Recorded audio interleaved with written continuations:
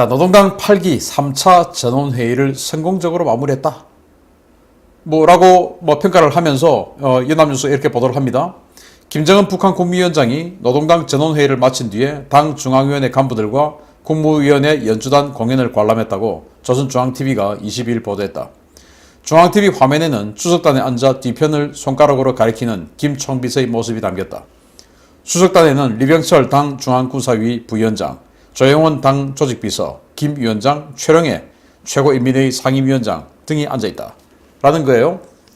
자, 그러면서 뒤에 보면서 껄껄껄껄 웃고 이제 손짓하니까 이거 보고 있는 이 정치평론가들이 야, 이거 성공을 자축하는 거다. 아주 지금 김정은 기분 좋은 거다. 라고 하는데 여기 보시면 이제 김여정이는 저 뒷줄에 서서 박수치고 있네요. 김정은 바로 뒤에 여기 최명순이 스케이트 공장 사장했던 최명순이가 바로 뒤에 있고 아무튼 이렇습니다. 이랬는데 그러면은 이 8기 3차 전원회의를 하는 중에 며칠간의 전원회의 중에 김정은이가 웃고 있는 유일한 사진이고 나머지 다른 사진을 보면 김정은은 정말 초췌하기 이를 데 없고 아니 어떻게 이럴 수가 있냐 라는 생각이 들어요. 명색이 최강의 독재국가의 최고 지도자인데 어떻게 이럴 수가 있을까 라는 생각이 들 정도입니다. 보겠습니다. 자, 표정 한번 보십시오. 이 정상 아니죠? 뭔가 지금 의례를 하고 있는 것 같은데 군인들은 지금 경례를 하고 있고 그리고 민간인들은 차렷 자세를 부동 자세를 취하고 있습니다. 경례를 하고 이 의례를 하다 보니까 좀 엄숙한 표정을 짓는 것 같은데 김정은의 표정은 엄숙한 표정보다는 정말 힘들어 죽겠다는 표정이죠. 그런데 이런 표정 외에 진짜 충격적인 모습이 있습니다. 우리 언론에는 아까 김정은이가 저렇게 환하게 웃는 모습 이런 것만 보여주지만 조선중앙TV 그리고 조선중앙방송을 통해서 캡처한 화면들은 이렇다 이겁니다. 자, 이거 한번 보십시오. 자, 이제 그 연주단을 보기 위해서 이렇게 들어오는 사진인데 이 김정은이 지금 곧 넘어질 것 같지 않습니까? 아니 꾸정하게 해가지고 좀 들어오는데 이 옷 한번 보십시오.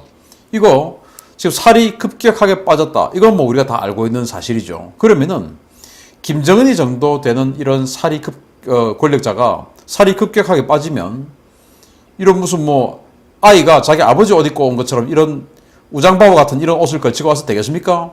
신체 변화, 체중 변화에 따라서 즉각 옷을 새로 맞춰 입어야 되죠. 왜냐?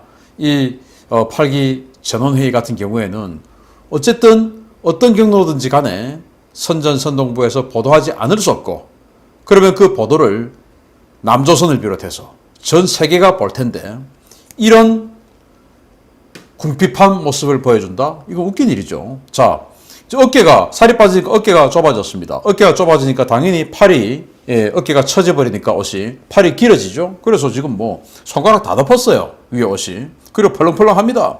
바지 한번 보십시오. 바지. 이렇게 바지에 주름이 이 정도로 가 있는 것은 이건 뚱뚱해서 바지에 맞출 때 일부러 주름을 낸 거하고 그냥 맸는데 허리띠가 커가지고 접쳐진 거하고는 다릅니다. 이건 지금 접쳐진 그런 상황 같은데 이렇게 해가지고 정말 힘든 모습으로 서 있는 이 김정은의 모습 이거 정말 정상 아니죠. 왜 이렇게 초췌해졌냐? 물론 당뇨병 말기 이런 여러 가지 설이 있지만 그렇게 해서 안 그래도 힘들어 죽겠는데 건강 때문에 힘들어 죽겠는데 계속 지금 협의회다 회의다 해나갑니다. 그러면은 김정은이가 능력이 딱히 있어서 또는 머리가 너무 좋아서 이거 전반을 다 외우겠습니까? 못 외우죠. 그런데 회의를 주재하고 진행하고 마치 다 아는 것처럼 앉아 있고 또 그 회의를 지배하고 하려면은 남들보다 더 많이 알아야 됩니다. 사전에 굉장히 많은 학습을 해야 되겠죠. 선행 보고를 받고 그렇게 해서 학습을 하고 회의에 나가야 됩니다. 그래도 제대로 안 됩니다. 또 그리고 잘하는지 안 잘하는지를 지켜보는 눈이 너무 많은데 잘하는 것처럼 보이려고 하니까 너무 힘들죠. 연일 이렇게 계속되는 회의, 협의회. 김정일은 은둔의 지도자. 그래서 회의 같은 거 안 했습니다. 그런데 여기는 회의를 매일 하고 있습니다. 자, 그러면서 회의하는 앞에서 자기 앞에서 바로 그냥 내각 총리를 일으켜 세워서 광화문을 치고 있는 이런 상황까지 앞에서 벌어지고 있습니다. 이래도 그냥 가만히 있습니다. 김정은이가. 이런 여러 가지 상황이 있는데 이것을 이런 평양의 북한의 핵심 지도층들의 변화를 지근거리에서 오랫동안 지켜본 사람이 충격 증언을 합니다. 바로 평양 주재 독일 대사를 오랫동안 했던 사람인데 토마스 쉘퍼라는 사람이거든요. 80년대에서 90년대 냉전 시기와 탈냉전 시기 초기까지 이 베이징에 근무를 했습니다. 베이징에 근무를 하다 보니까 당연히 북한도 관할 구역에 있는 것이죠. 그리고 독일은 북한하고 굉장히 가까워요.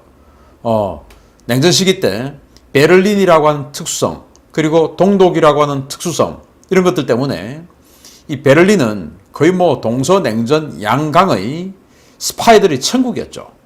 지금도 그 마찬가지로 진행되고 있는 상황이고, 그것이 이제 관성이 있으니까. 그래서 독일은 북한하고 상당히 친밀한 그런 국가 중에 하나고, 그러다 보니까 독일 대사는 여러 가지 어떤 그 공개 행사를 할 때 의전 받는 서열이 대단히 높습니다. 공개 행사를 할 때 김정은 직은에 자리를 배치받는 그런 국가 대사죠. 그리고 베이징 주재 외교관을 마치고 2006년에서 2007년까지 서울 주재 독일 대사를 합니다. 한국에 왔죠. 그래서 한국 주재 독일 대사를 하고, 그리고는 한국 주재 대사를 마치고 2007년에서부터 10년까지 북한이 이제 핵실험을 했습니다. 굉장히 중요한 시기가 되었죠. 그래서 독일도 당연히 북한의 면밀한 동태를 살펴야 되죠. 그래서 한국에 대사를 하고 있던 사람을 북한으로 보내서 북한 대사로 보냅니다. 그래서 4년 동안 북한 대사를 하고 잠시 돌아갔는데, 그런데 2012년부터 13년, 14년 넘어오면서 북한이 연이어 핵실험을 하면서 어마어마하게 소란을 일으키죠. 그리고 권력이 교체됐습니다. 그래서 다시 또 잘 아는 이 쉘퍼를 독일은 보내서 2013년에서 18년까지 또 대사를 합니다. 그래서 김정일 시기, 김정은 시기 모두를 오랫동안 지켜본 쉘퍼가 그의 관찰했던 내용들, 그리고 그가 그 관찰했던 내용들을 가지고 독일 정보당국, 정부와 분석을 한 내용들을 RFA를 통해서 보도를 하는데, 그것도 뭐 RFA가 그냥 한 것도 아니고 기사 두 꼭지, 즉 두 개의 기사를 만들어서 완전 특집을 해가지고 이 사람의 인터뷰를 어마어마하게 크게 실었어요. 그것을 정리해서 보겠습니다. 이런 것들을 보면 북한이 지금 이런 식으로 진행되고 있구나 하는 것을 우리 언론 아무데도 알려드리지 않으니까 제가 알려드리도록 하겠습니다. 자, 셰퍼 대사는 북한을 움직이는 극소수의 최상위 엘리트 집단이 있다 라는 겁니다. 집단 지도 체제다. 엘리트 집단이 극소수가 있다 라는 거예요. 자, 여기 보시면 북한에 오랫동안 체류하고 북한 고위 인사들과 두루 교류하면서 북한의 정치 체제는 1인 지배 체제가 아니라 아주 소수의 최상위 엘리트 계층으로 이루어진 집단에 의한 사실상의 집단 지도 체제가 통치하고 있다고 봤다.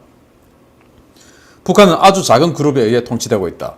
그 집단은 당내 안보 관련 책임자들로 이루어져 있으며 극소수의 가족 구성원으로서 김일성 때부터 함께 해온 최상위층 엘리트 집단이다. 그들은 개인적으로 서로를 매우 잘 알며 의사결정 과정에 깊이 관여한다. 나는 이들을 강경파라고 표현한다 라는 겁니다. 그래서 김일성 시대 때부터 가신 그룹으로 알려져 있던 이런 사람들일 가능성이 높죠. 자, 이렇게 해서 집단 지도 체제인데 많지는 않다. 그런데 그들은 안보 관련 책임자들이다. 즉 군부 또는 보위부, 호위부, 이런 이 뭔가 무력을 지배하고 있는 이런 사람들, 그리고 그들을 컨트롤할 수 있는 사람들, 이들로 이루어져 있다라는 겁니다. 그리고 이건 김정은 때만 아니고 이 사람은 이제 김정일 때도 있었으니까 김정일 때도 마찬가지로 그때도 집단 지도 체제였다. 김정일의 은둔의 지도자라고 하면서 절대 권력을 가진 것처럼 알고 있었던 김정일이지만 그의 의견이 안 통하고 그냥 뒤집히고 이런 것들이 여러 번 있었다 이겁니다. 그러면서 그에 대한 사례를 설명합니다. 내가 평양에 있었던 2007년의 일화를 예로 들어보자. 독일을 포함한 몇몇 나라가 북한에 대한 인도적인 지원을 논의하고 있었고 북한 노동당 기관지도 그 인도주의적 지원에 대해 감사를 표했었다. 그러나 이러한 감사 표현과 함께 같은 신문에는 이 지원은 인도주의적 목적이 아니라 외부 사상 유입 시도며 정권을 불안정하게 만들려는 분열책이다 라는 기사도 실렸다. 김정일 국방위원장과 권력층 사이에 대외정책을 둘러싼 이견이 있었다는 사실을 단적으로 보여준 사례다. 자, 노동신문은 북한 노동당의 기관지죠. 당연히 선전선동부의 검열을 받습니다. 그러면 그 선전선동부는 김정일의 의중에 따라서 그 의중에 맞추어서 검열을 해야 되는데 똑같은 날 나가는 기사에 지금 독일을 포함한 뭐 몇 나라가 지금 뭐 식량 부족하니까 좀 지원해 주겠다. 그래서 김정일은 아유 땡큐 고맙죠. 그래서 노동당 이 노동신문에 인도주의적 지원 감사하다라는 기사가 나간 겁니다. 그런데 그날 똑같은 날 다른 기사로 그거는 분열책이다 라는 반대 기사가 나간 겁니다. 강경파들이 김정일에 대한 태클을 건 거죠. 그러면은 김정일이 정말 절대 권력을 가졌다면 뭐야 이거 이렇게 될 텐데, 또는 선전선동부 자체도 지금 최고 지도자 동지께서 지금 이런 쪽으로 가닥을 잡으시니까 이쪽으로 지금 우리 편집 방향을 정해야 돼 이렇게 될 텐데, 지금 김정일이 원하는 기사도 실어야 되고 똑같이 압력이 들어오니까 그에 반하는 기사도 실어야 되는 겁니다. 이것도 빼낼 수가 없는 겁니다. 왜? 이거 빼내면 김정일한테 혼나겠고, 이거 빼내면 진짜 권력자들에게 혼나겠고, 그러니까 같이 실은 겁니다. 이런 거였다는 것이죠. 또 2007년에 다른 일화도 있다. 2007년에 두 번째 남북 정상회담이 열렸는데 그 정상회담에서 한국의 대북 투자를 김정일이 동의했다고, 그 사실은 당 기관지에도 실렸다. 10월인데 그런데 불과 몇 달 후 1월, 즉 2달 후에 이를 뒤집는 기사가 신문에 실린다. 외국 투자는 바람직하지 않으며 논의되지 않았다는 내용이다. 김정일이 외부 투자에는 동의하지만 나중에 후퇴한 것이다. 이러한 일이 있고 나서 김정일은 여름에 뇌졸중으로 쓰러졌고 정치적으로 그의 권력이 급격히 약화됐다. 김정일이 분명히 노무현 대통령과 합의해서 투자받기로 했는데 그거 불과 2달 만에 뒤집어 버린 겁니다. 그 말은 김정일이가 밀렸다 이겁니다. 그리고 얼마 후에 뇌졸중으로 쓰러졌고 그 건강이 약화되니까 급격하게 권력이 약화됐다. 그런데 자기 아들을 이제 최고 지도자로 만들고 세습해야 되겠죠. 그러면서 김정일이가 딜했다 이겁니다. 딜. 나중에 알게 된 사실이지만 군부와 엘리트 집단은 김정은을 후계자로 세우고자 하는 김정일 주장에 동의해 주었다. 모두는 2009년에 알았지만 이러한 결정은 2008년부터 진행되었으며 세습을 위해 김정일은 대가를 치러야 했다. 이 때문에 대외정책과 대남정책, 경제정책에서도 변화가 있었다. 김정일이 아들을 후계자로 임명하기 위해 이런 거래를 했다는 사실이 명확해진 것이다. 김정은과 아주 가까이 만났던 적이 있다. 데니스 로드먼이 북한을 방문했을 때인데 그는 농구 경기를 보는 것 자체만으로도 아주 행복해했다. 그것을 보면서 그가 이 최고 지도자 자리에 앉아있는 것을 원하지 않았을 수도 있겠다라는 생각이 들었다. 그는 그의 선택과는 관계없이 그의 부모에 의해 이 자리에 놓여진 것이다. 그냥 스위스에서 유학하면서 서방 문물 접하고 이런 사람인데 갑자기 아버지가 건강이 급격하게 약화되고 그러면서 자기도 모르게 자기의 의사와 관계없이 그냥 덜컥 앉아버린 사람이다. 그런데 그렇게 앉히기 위해서 김정일은 그 막후 지배층들하고 딜한 것이다. 김정은이 앉혀준 대신 내가 이런 거 양보할게. 그런데 이제 그런 상세한 내용은 이 기사에서 공개하지 않았습니다. 그래서 김정은은 처음에 집권하고 장군들 막 수용시키고 이렇게 해서 어마어마한 권력을 가지고 있는 것처럼 보였지만 사실은 그거 아니다. 그 장군들 수용시킨 것도 다 다른 사람이 시킨 거다. 라는 거예요. 자, 그러면서 김정은은 북한에서 가장 강력한 힘을 가진 사람이 아니다. 라고 이야기를 하는데 아까 제가 말씀드린 것처럼 그 예를 듭니다. 2011년 김정일이 갑작스레 사망한 후에 북한 내에서 정치적인 변화가 있었다. 정책이 다시 강경 선회한 것이다. 국내 정책, 대남, 경제, 핵 정책 모두 강경해졌다. 나는 확신했다. 모든 변화는 김정은에게서 나오는 것이 아니라 다른 결정권자들에게서 나온다는 것을 당시 몇몇 사건에서 알아차렸다. 권력 다툼 과정에서 김정은의 역할은 미미했다. 당시 우리 독일 정부는 모든 사건과 상황을 꼼꼼하게 분석했고 모든 의사결정 과정에서 김정은이 권력 다툼에서 두드러진 역할이 없었다는 결론에 도달했다. 가령 어떤 기관은 다른 기관과 정반대의 행보를 보였는데 김정은은 이를 전혀 조정하지 못했다. 이러한 권력 투쟁은 김정은 집권 뒤에 2015년 말까지 관찰되었다. 강경파들이 권력의 우위를 잡았고 온건파는 옆으로 밀려났다는 결론을 내리게 됐다.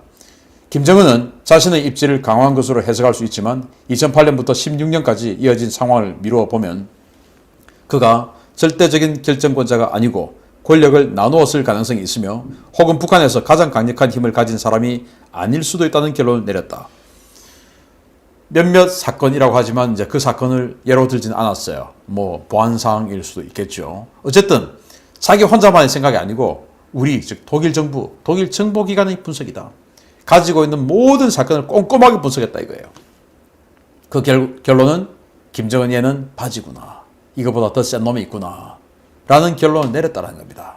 그래서 지금 벌어지고 있는 이 일련의 사태는 그동안 이어지고 있는 이 핵실험, 미사일 발사, 이 모든 것들이 김정은이 주도한 게 아니고 그러다 보니까 지금 노동당 규약에서 김일성, 김정일, 김정은이 사라지고 또 평양 또는 이 북한 전역에 있는 아주 중요한 도시에 있는 원수 휘장 이게 사라지고 그게 김일성 일가 그들이 말하는 백두혈통의 우상환 상징인데 그 원수 휘장이 사라지고 노동당 마크로 대체되고 라고 진행되고 있는 것들이 결국은 이제는 김정은을 내보내는 이런 상황까지 온 것이 아닌가라고 생각할 수 있는 것이죠. 그러면서 이 여러 가지 대남 강경책이 최근에 있었는데 예를 들면 김여정이가 남북연락사무소를 폭파한다든지 김정은이가 이 금강산 관광지구에 흉측하다. 꼴도 보기 싫다 라고 한 거라든지 이거 김정은 뜻이 아니다 라고 하는 것입니다. 왜냐? 북한에서 금강산 관광지구와 개성공업지구는 김정일 국방위원장과 밀접한 관련이 있고 종종 그의 악의로 간주되곤 한다. 그만큼 그의 노력과 업적이 잘 투영된 장소이기도 때문이다. 따라서 금강산 지구와 개성지구를 비판하는 것은 김정일을 비판하는 것으로 간주되곤 한다. 그런 의미에서 아들인 김정은 총비서가 여동생인 김여정 부부장을 내세워 지난해 개성공단 내 남북공동연락사무소를 폭파한 건 아버지의 업적을 공격한 것이라는 점에서 과연 자의였을까 의심스럽다. 김정일의 자식들은 그들의 아버지의 업적을 지속하고 싶어하지 않겠나? 그들이 가진 유일한 정치적 자산인데 말이다. 김일성, 김정일로 이어온 가족 정통성 말이다. 개인적으로 아버지의 업적을 공격하는 것은 그들 자신의 권력을 약화시키는 것과 같다. 그래서 나는 김정은과 김여정의 이 같은 행보가 그들이 원해서 한 것이 아닌 지도부가 원하는 방향이라고 생각한다. 자, 김여정, 김정은 사실 아무것도 아닌 애들이죠. 뭐 학식이 뛰어나게 합니까? 뭐 아무것도 없어요. 해놓은 것도 없고. 그런데 그러면 그들의 자산은 뭡니까? 그들이 그 자리에 앉아있는 자산은 뭐냐? 김일성의 손자고 김정일의 아들이기 때문입니다. 그런데 자기 할아버지, 아버지가 해놓은 업적을 욕하고 부숴버리고 하면은 자기 자신이 부정되는 것이죠. 그거 할 수 없는 것입니다. 예를 들면 박근혜 전 대통령이 경부고속도로를 보고 정말 꼴보기 싫다. 포항제철을 보고 정말 꼴보기 싫다. 부숴버려. 한다면 박근혜 전 대통령의 최고의 정치적인 자산은 박정희 대통령의 딸이다 라는 건데 그걸 부정하면 됩니까? 안 되죠. 그걸 지금 했다라는 건데 이건 즉 정상 아니다. 다른 진짜 권력자가 시켰다. 왜? 저 가게를 약화시켜야 되니까 라는 겁니다. 그러나 아직은 때가 아니다. 전면에 나설 때가 아니다 라는 거예요. 바로 아직은 때가 아니라서 김정은이 지금 건강이 워낙 약하기 때문에 그 사망 이후를 대비하는 것이다. 그 대비가 바로 이거다 라는 거예요. 김정은의 건강 상태가 좋지 않다는 건 명확해 보인다. 그가 심각한 병에 걸렸는지 알 수는 없지만 북한 노동당은 만약의 사태를 대비하고 있다고 보여진다. 북한의 집단 지도 체제는 정통성을 이어가고 싶어한다. 정통성을 이어가기 위해서는 김씨 일가를 앞에 내세워야 한다. 그래서 최근 몇 년이 정말 흥미로웠다. 유럽에서 수십 년 동안 대사로 활동하고 있던 김정일의 이복 형제를 평양으로 다시 불렀다. 내 생각에는 그들은 만약의 상황을 대비하고 있는 것 같다. 김평일 이야기죠. 김정일의 이복 동생 김평일. 그러니까 2015년 1월까지 폴란드 대사를 했고 그리고 19년 11월까지 체코 대사를 했습니다. 그를 이제 19년 11월 불렀는데 지금 뭐 2년 가까이 되어가고 있죠. 그런데 김평일 평양 들어가고 나서 존재가 보입니까? 한 번도 보여주지 않죠. 그렇지만은 히든 카드로 가지고 있는 겁니다. 왜? 이 백두혈통이라고 하는 이 김정은 이 가게를 센터에 하나 세워놓고 그리고는 양 사방에서 몇 명이 지금 나눠 먹고 있는 건데 이 센터가 없어지면은 자기네들끼리 그때부터는 이전 투구가 들어가는 것이죠. 그걸 자기네들도 아는 겁니다. 물론 이 이전 투구에서 승리해서 다 먹으면 좋지만 위험하죠. 그래서 이 센터를 하나 세워놓고 싶다. 아직은 그럴 때다 라는 겁니다. 지금 우상화를 삭제하는 작업을 진행하고 있지만 아직은 그럴 때다. 그런데 그 우상화를 삭제 다 하기 전에 김정은이가 죽으면 어떻게 되냐? 안 되니까 김평일이 불러. 이렇게 되는 것이죠. 태영호 의원은 의원 되기 전에 이런 말씀을 하셨죠. 김여정이는 평양의 원로들이 봤을 때 애다. 제 말 듣겠냐? 안 듣는다 이겁니다. 그래서 김평일을 데려온 것이다. 자, 그래서 드디어 맞춰진 지난 6개월간의 의문의 퍼즐입니다. 누가 실력자일까? 이번 노동당 규약에 전혀 없던 새로운 문구가 신설이 되었죠. 북한의 헌법이 바뀐 겁니다. 이를테면 물론 헌법 따로 있지만 당 중앙위원회 정치국 상무위원회는 정치, 경제, 군사적으로 시급히 제기되는 중대한 문제들을 토의 결정하며 당과 국가의 중요 간부들을 임명할 때 대한 문제를 토의한다. 자, 당 중앙위원회 정치국 상무위원회가 당의 모든 인사권, 정치, 경제, 군사권 다 가진다. 이겁니다. 그런데 그 상무위원은 5명입니다. 5명. 김정은, 그리고 최령해, 조영원, 그리고 리병철, 이제 군이죠. 그리고 김덕훈 내각총리. 이렇게 5명입니다. 이 5명이 다 정한다. 자, 그런데 조선노동당 총비서의 위임에 따라 당 중앙위원회 정치국 상무위원회 위원들은 정치국 회의를 사회할 수 있다. 즉, 김정은이 위원장이 없어도 총비서가 없어도 나머지 4명 중에 누군가가 회의를 주재할 수 있다. 소집할 수 있다. 이겁니다. 이렇게 바꿔버렸어요. 그러면서 당중앙군사위원회는 이제 군령권을 가장 중요한 이 무력을 누가 가지냐 이겁니다. 토의 문제의 성격에 따라 회의 성립 비율과 관계없이 필요한 성원들만 참가시키고 소집할 수 있다. 회의라고 하는 것은 과반수 참석, 여기에서 과반수 찬성, 이런 회의가 성립할 수 있는 성원이라는 게 있습니다. 그거 필요 없다. 1명, 2명이라도 그냥 모으면 된다. 라는 겁니다. 이렇게 바꿔버렸어요. 그 말은 김정은이 없어도 누군가 권력을 가진 누군가 한둘이 북한을 움직일 수 있도록 법을 이제 제도를 정비해 놓았다. 이제 우상화 작업을 약화시켜가고 있고 우상화를 희석시키고 있고 그러면서 갑자기 이제 백두혈통을 몰아냈을 때 김정은 일가를 몰아냈을 때 그들이 북한을 움직일 수 있는 제도까지 마련해 놨는데 그렇지만 아직은 김일성의 그림자, 김정일의 그림자가 있기 때문에 아직은 전면에 나설 때는 아니다 라는 겁니다. 김정은 바지 사장이다 이겁니다. 김여정 바지도 안 되는 애였다 이겁니다. 계속 지금 변하고 있는 북한 정세 알려드리도록 하겠습니다. 구독, 알림, 좋아요 눌러주십시오. 감사합니다.